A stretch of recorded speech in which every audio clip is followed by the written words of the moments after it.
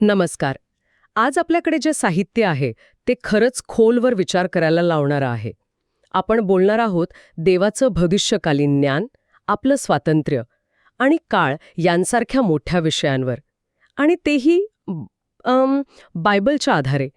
बघूया या गुंतागुंतीच्या कल्पनांना आपण किती सोपं करू शकतो. सुरुवातीलाच एक विचार मनात येतो, जो या सगळ्या चर्चेचा पाया आहे. कल्पना करा, एका गुलामाला स्वातंत्र्याची संधी मिळते, पण तो म्हणतो, मला स्वतंत्र व्हायचं नाही. तो स्वतःच्या इच्छेने आयुष्यभरासाठी गुलामगिरी स्वीकारतो. हे ऐकायला किती विचित्र वाटतं नाही का? स्वातंत्र्यापेक्षा गुलामगिरी कोण निवडेल? पण या स्रोतांनुसार या विचित्र निवडीमागे एक प्रचंड मोठा आध्यात्मिक अर्थ दडलेला आहे. अगदी बरोबर. ही कल्पना अशी अचानक नाही आलेली. तिचा थेट संदर्भ बायबलमधील निर्गम म्हणजे एक्सोडस या पुस्तकात आहे. निर्गमच्या 21व्या अध्यायात एक नियम आहे, जर एखादा हिब्रू गुलाम 6 वर्ष सेवा केल्यानंतर मुक्त होऊ शकत असेल, पण त्याचं आपल्या मालकावर आणि कुटुंबावर इतकं प्रेम असेल की तो म्हणतो, मी स्वतंत्र होणार नाही, तर त्याला कायमस्वरूपी गुलाम म्हणून राहण्याचा पर्याय होता. आणि हीच कल्पना आजच्या आपल्या चर्चेचा केंद्रबिंदू आहे. पण प्रेमापोटी स्वातंत्र्य नाकारणं या कल्पनेला हे साहित्य इतकं महत्त्व का देतं? यामागे नक्की काय दडलंय? चला याचा जरा खोलवर विचार करूया. या साहित्याचा मूळ मुद्दा असा आहे की ही केवळ एक सामाजिक प्रथा नव्हती. खरं तर ते एक शक्तिशाली प्रतीक होतं. जेव्हा तो गुलाम प्रेमापोटी कायमची सेवा निवडतो, तेव्हा एक विधी केला जातो. मालक त्याला दाराच्या चौकटीजवळ नेतो आणि त्याच्या कानात छिद्र पाडतो. एक मिनिट, म्हणजे कान टोचतो? हो, अगदी. कान टोचतो. हे एक चिन्ह आहे की आतापासून त्याचे कान कायमस्वरूपी फक्त त्याच्या मालकाचं ऐकण्यासाठी तयार आहेत. तो सेवेसाठी वचनबद्ध झालाय. वा, म्हणजे कान टोचण्याची ही प्रथा केवळ गुलामगिरीचं चिन्ह नव्हती, तर मी आता फक्त माझ्या मालकाचंच ऐकेन या आध्यात्मिक समर्पणाचं प्रतीक होती. ही गोष्ट मी कधी अशा दृष्टिकोनातून पाहिलीच नव्हती. बरोबर. आणि हे साहित्य याच प्रतिकात्मकतेला एका मोठ्या आध्यात्मिक स्तरावर घेऊन जातं. यातील लेखकांचा भर यावर दिसतो की जेव्हा एखादी निर्मित वस्तू म्हणजे क्रिएटर देवावरील प्रेमापोटी स्वेच्छेने स्वतःला देवाचा सेवक म्हणून समर्पित करते, तेव्हाच तिचे आध्यात्मिक कान उघडतात आणि तिला पवित्र आत्म्याचा आवाज ऐकू येतो. अगदी. थांबा, म्हणजे या साहित्याचा मूळ विचार असा आहे की खरं स्वातंत्र्य ते निवड करण्याच्या अधिकारात नाही, तर ती निवड प्रेमाने अर्पण करण्यात आहे. तुम्ही अगदी अचूक पकडलं. आपलं इच्छा स्वातंत्र्य हे ध्येय नसून देवाशी एकरूप होण्याचं एक साधन आहे. हो, या विश्लेषणानुसार देवाने दिलेलं इच्छा स्वातंत्र्य म्हणजे फ्री विल हे एक अमूल्य दान आहे. पण त्या दानाचा सर्वोच्च उपयोग ते देवाकडे परत अर्पण करण्यात आहे. आणि हे कसं शक्य होतं? तर क्रॉसच्या माध्यमातून. क्रॉसला इथे केवळ एक ऐतिहासिक घटना म्हणून नाही पाहिलं जात, तर ते एक चिरंतन तत्व मानलं जातं, जिथे देव स्वतःला मानवतेसाठी देतो आणि मानवतेने आपलं स्वातंत्र्य देवाला परत अर्पण करावं, हा त्यामागील विचार आहे. पण इथे एक मोठा प्रश्न उभा राहतो. एका बाजूला आपण म्हणतोय की गुलामाला किंवा मानवाला निवड करण्याचं स्वातंत्र्य आहे, आणि दुसऱ्या बाजूला देव भविष्य जाणतो. मग या स्वातंत्र्याला काही अर्थ उरतो का? जर देवाला आधीच माहीत असेल की मी काय निवडणार आहे, तर माझी निवड खरोखर माझी कशी असू शकते? ह्या विरोधाभासावर हे साहित्य काही प्रकाश टाकतं का? हो, आणि हा धर्मशास्त्रातला सर्वात मोठा आणि जुना प्रश्न आहे. या स्रोतांनुसार याचं उत्तर काळाच्या म्हणजे टाईमच्या स्वरूपात दडलं आहे. आपल्यासाठी काळ कसा आहे? एका सरळ रेषेसारखा. भूतकाळ, वर्तमानकाळ आणि भविष्यकाळ. आपण या रेषेवरून पुढे पुढे जातो. पण देव या रेषेच्या बाहेर आहे. तो काळाच्या आणि अवकाशाच्या पलीकडे आहे, कारण काळ आणि अवकाश या स्वतःच त्याच्या निर्मिती आहेत. ही संकल्पना समजायला थोडी अवघड आहे. म्हणजे असं की आपण एका ट्रेनमध्ये बसून प्रवास करत आहोत आणि आपल्याला फक्त पुढचं स्टेशन दिसतंय, पण देव जणू काही हेलिकॉप्टरमधनं त्या संपूर्ण रेल्वे मार्गाकडे एकाच वेळी पाहतोय.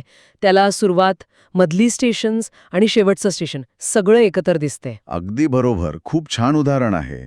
किंवा आपण असंही समजू शकतो की आपलं आयुष्य म्हणजे एक चित्रपट आहे, जो आपण पहिल्यांदाच पाहत आहोत. आपल्यासाठी पुढे काय होणार हे एक रहस्य आहे. पण देव म्हणजे त्या चित्रपटाचा दिग्दर्शक आहे, ज्याने तो चित्रपट बनवला आहे.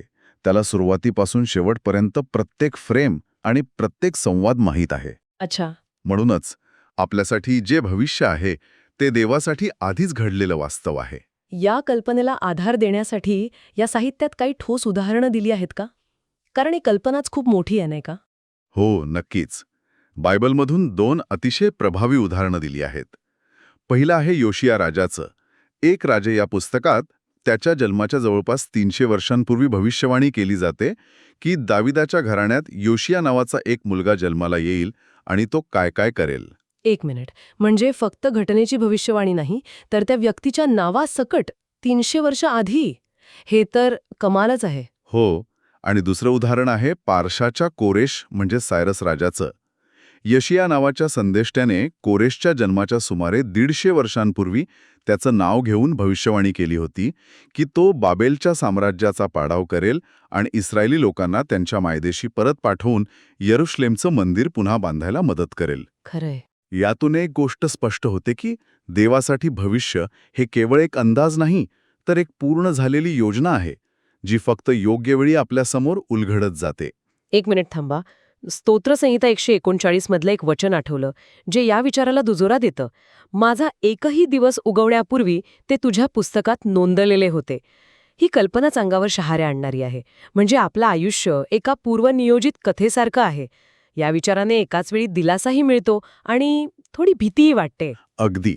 आणि याच विचाराला पुढे नेत हे साहित्य म्हणतं की आपण कोणती प्रार्थना करणार आहोत हे सुद्धा देवाला ती करण्यापूर्वीच माहीत असतं आणि त्याचं उत्तरही त्याने आधीच योजलेलं असतं. आपण फक्त त्या प्रवासाचे साक्षीदार आहोत. ठीक आहे, जर देव या चित्रपटाचा दिग्दर्शक आहे आणि आपण सगळे कलाकार आहोत, तर मग देवदूतांचं काय? ते सुद्धा आपल्यासारखेच कलाकार आहेत की त्यांना दिग्दर्शकाकडून स्क्रिप्टची कॉपी मिळाली आहे? म्हणजे ते काळाच्या पलीकडे आहेत का? खूप छान प्रश्न आहे. नाही, या विश्लेषणानुसार देवदूत सुद्धा निर्मित वस्तू आहेत. ते आपल्यापेक्षा खूप शक्तिशाली आणि ज्ञानी असले तरी ते काळ आणि अवकाशाच्या नियमांमध्येच अडकलेले आहेत. ते कालातीत म्हणजे टाइमलेस नाहीत. अच्छा. जर ते काळाच्या बाहेर असते तर त्यांनाही भविष्य माहीत असतं आणि मग त्यांच्यासाठी ही इच्छा, स्वतंत्र किंवा निवड करण्याचा प्रश्नच उरला नसता. म्हणजे देवदूतांनाही भविष्याचं पूर्ण ज्ञान नाही, ते सुद्धा आपल्यासारखंच शिकत आहेत. बरोबर. इफिस्करांस पत्र अध्याय 3 वचन 10चा संदर्भ देत हे साहित्य म्हणतं की देवदूत सुद्धा देवाची अगाध बुद्धी हळूहळू शिकत आहेत. याचा अर्थ ते सुद्धा काळाच्या ओघात ज्ञान मिळवत आहेत. खरंय, त्यांना सर्व काही आधीच माहीत असतं, तर त्यांना काहीही शिकण्याची गरजच भासली नसती. अगदी. ते सुद्धा या मोठ्या नाटकातील पात्र आहेत, प्रेक्षक नाहीत. यामुळे आता आपण एका खूप मोठ्या आणि गुंतागुंतीच्या प्रश्नाकडे येतो, ज्यावर धर्मशास्त्रज्ञांमध्ये शतकानुशतक चर्चा सुरू आहे. मत्तेच्या 24व्या अध्यायात येशू स्वतः म्हणतो की त्या दिवसाविषयी व त्या घटकेविषयी पित्या वाचून कोणीही जाणत नाही, स्वर्गातील देवदूत नाहीत व पुत्रही नाही. हा एक धक्कादायक दावा आहे. मग प्रश्न असा आहे की आता पुनरुत्थित झालेला आणि देवाच्या उजवीकडे सिंहासनावर बसलेला पुत्र, त्याला अजूनही त्याच्या परत येण्याची वेळ माहीत नाही का? हा एक अत्यंत महत्त्वाचा आणि संवेदनशील मुद्दा आहे. यावर या साहित्यात 2 पूर्णपणे भिन्न मतं मांडली आहेत आणि दोन्ही मतांमागे ठोस धर्मशास्त्रीय युक्तिवाद आहेत. ठीक आहे, तर पहिलं मत काय आहे? पहिलं मत असं आहे की आता पुत्राला वेळ नक्कीच माहीत आहे. या मतानुसार येशूने हे विधान पृथ्वीवर असताना आपल्या मानवी मर्यादेत केलं होतं. त्याने स्वेच्छेने स्वतःला मर्यादित केलं होतं. पण पुनरुत्थान आणि स्वर्गारोहणानंतर तो त्याच्या पूर्ण गौरवात परतला आहे. अच्छा. याच पुत्राने योहानाला प्रकटीकरणाचं पुस्तक दिलं, ज्यात शेवटच्या काळातील घटनांचं इतकं तपशीलवार वर्णन आहे. विचार करा, जर गॅब्रिएलसारख्या देवदूताला दानिएलाच्या 70 आठवड्यांची भविष्यवाणी माहीत होती, तर ज्या पुत्राने ही संपूर्ण तारणाची योजना बनवली त्याला आता ती वेळ माहीत असणारच. हा युक्तिवाद तर्कशुद्ध वाटतो. म्हणजे पृथ्वीवर असताना असलेली मर्यादा आता नाही. पण मग या मतानुसार येशूने पृथ्वीवर असताना जे म्हटले की पुत्रालाही माहीत नाही, ते वचन केवळ तात्पुरतं होतं का? म्हणजे त्या वचनाचं महत्त्व कमी होत नाही का? बरोबर. हीच या मतावरील मुख्य टीका आहे. पण या मताचे समर्थक म्हणतात की ते वचन तात्पुरतं नव्हतं, तर त्या क्षणी ते एक सत्य होतं. येशूने मानवी रूपात पित्यावरील आपलं पूर्ण अवलंबित्व दाखवलं. पण गौरवात परतल्यावर परिस्थिती बदलली. आता दुसरं मत ऐकूया. ज्याच्या अगदी विरुद्ध आहे. आणि ते मत काय आहे? दुसरं मत असं आहे की पुत्राला अजूनही वेळ माहीत नाही. यामागील युक्तिवाद अधिक सखोल आहे. तो असा की पुनरुत्थान होणंही पुत्र एका निर्मित वस्तूच्या रूपात आहे, कारण त्याने मानवी देह कायमचा धारण केला आहे. तो पूर्ण देव आणि पूर्ण मानव आहे. हो. आणि एक पूर्ण मानव म्हणून तो आपल्यासाठी एक आदर्श आहे. ज्याप्रमाणे आपल्याला पूर्ण ज्ञान नसतानाही पित्याच्या आज्ञा पाळायच्या आहेत, त्याचप्रमाणे पुत्रसुद्धा पित्याने दिलेल्या ज्ञानावर अवलंबून राहून पित्याच्या सार्वभौम अधिकाराचा आदर करतो. तो स्वतःहून ती माहिती जाणून घेण्याचा प्रयत्न करत नाही. म्हणजे हे मत पुत्राच्या दैवी सामर्थ्यापेक्षा त्याच्या मानवी भूमिकेवर आणि पित्याप्रती असलेल्या अधीनतेवर जास्त भर देतं. पण मग इथे प्रश्न येतो की तो जर सर्वशक्तिमान देव आहे तर त्याच्या ज्ञानावर मर्यादा कशी असू शकते? आणि हाच त्या त्रयाकाच्या मिडी ट्रिनिटीच्या रहस्याचा भाग आहे असं हे साहित्य सांगतं. हे दोन्ही युक्तिवाद आपापल्या जागी मजबूत आहेत. एक पुत्राच्या अधिकारावर भर देतो, तर दुसरा त्याच्या भूमिकेवर. आणि या स्रोतांचा अंतिम निष्कर्ष खूपच व्यवहारी आहे. तो म्हणतो की पुत्राला नेमकी तारीख माहीत असो वा नसो, त्याने आपल्याला काही फरक पडत नाही. असं का? कारण जे काही घडणार आहे ते भविष्यवाणीनुसारच एका ठराविक क्रमाने आणि साखळीने घडेल. ती क्रमवारी निश्चित आहे. त्यामुळे आपल्यासाठी महत्त्वाचं हे नाही की त्याला तारीख माहीत आहे की नाही, महत्त्वाचं हे आहे की ती घटनांची साखळी अटळ आहे आणि ती पूर्ण होईलच. तर आज आपण एका गुलामाच्या प्रेमापोटी केलेल्या समर्पणापासून सुरुवात करून देवाच्या कालातीत दृष्टिकोनापर्यंतचा एक मोठा प्रवास केला, जिथे भविष्य आधीच लिहिलेले आहे. आणि शेवटी आपण पाहिलं की पुत्राच्या ज्ञानासारख्या विषयावर किती खोल आणि वेगवेगळे धर्मशास्त्रीय दृष्टिकोन असू शकतात. हो. आजची चर्चा एका अंतिम विचाराने संपूया. जर प्रत्येक निवड देवाला आधीच माहीत असेल आणि ती एका मोठ्या पूर्वनियोजित कथेचा भाग असेल, तर मग आपण त्या निवडी प्रत्यक्ष जगण्याचा आणि अनुभवण्याचा नेमका अर्थ काय? या स्रोतांनुसार याचं कारण असं आहे की प्रत्येक निवड ही केवळ केली जात नाही, तर ती जगासमोर प्रकट व्हावी लागते. तारण म्हणजे सॅल्वेशन किंवा न्याय म्हणजे जजमेंट हे केवळ तात्विक निर्णय नाहीत, तर ते प्रत्येक निर्मितीला स्पष्टपणे दिसणारे आणि समजणारे अनुभव असावेत. यासाठी हा सगळा प्रवास आहे. आपली प्रत्येक कृती एका पूर्वनियोजित कथेचा भाग असूनही त्या कथेला जगण्यातूनच तिचा अर्थ प्रकट होतो. मग त्या प्रवासाचं महत्त्व काय, हा विचार करण्यासारखा प्रश्न आहे.